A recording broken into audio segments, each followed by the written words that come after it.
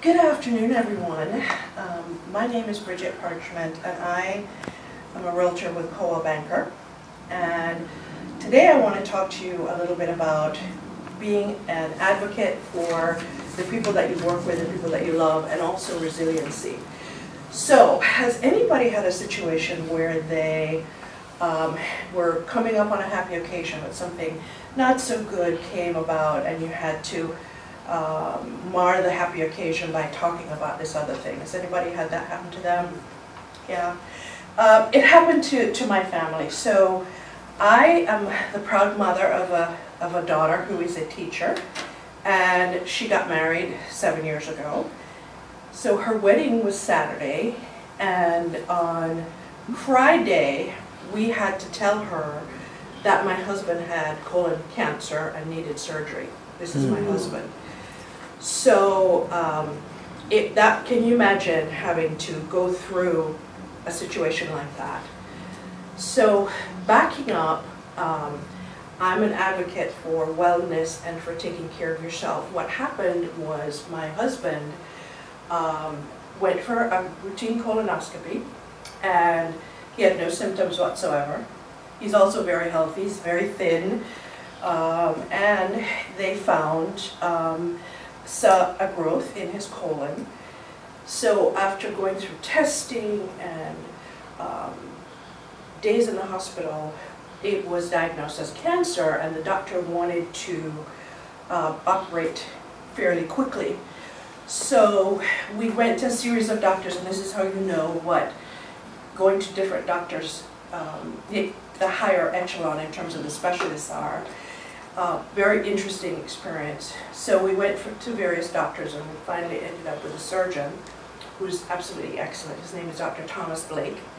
Dr. Blake was very matter-of-fact, brusque, and to the point. But I wanted to understand what it was that we needed to deal with, and I had several questions. I'm a note taker, so I had my list of notes. And I wanted questions, and I would ask him a question, and he'd go, okay. I'd ask him, and he's backing under my like, no, I've got more questions. So I probably irritated him, and I said, how long have you been doing this? And this is a very well-renowned surgeon, and I was questioning, who the heck are you, and what are you doing? So anyway, he reluctantly answered my question, and I didn't like him at all, but he was aggressive with my husband, and he ended up having chemotherapy first to shrink the tumor. Then he had to have, then we had surgery, and then he had radiation, after surgery. But he went through hell. He also has a very high pain tolerance, and he initially, when he had the first surgery, it was to remove the tumor. Then he had something called an ostomy, where unfortunately part of the colon sits outside of the body, which is extraordinarily humiliating for him. And that had to heal before they went back in and reattached the colon. Some people are not fortunate where you don't reattach, but it actually goes. You have to live with that for the rest of your life. He was fortunate.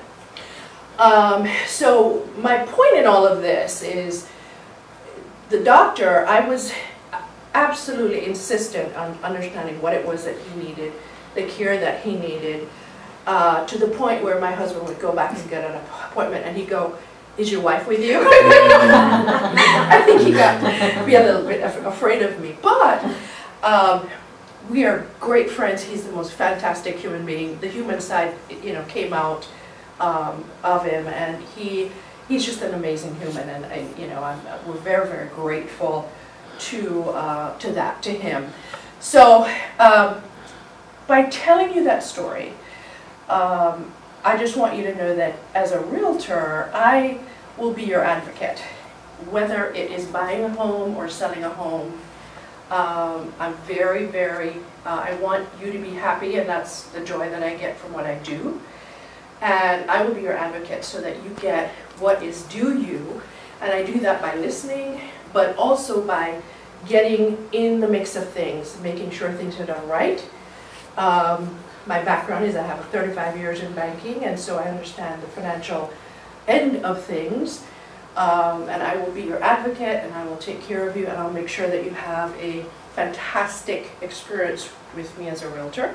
So I invite you to come have a cup of coffee with me. I'd love to get to know each and every one of you, to learn about you and to see how I can help you.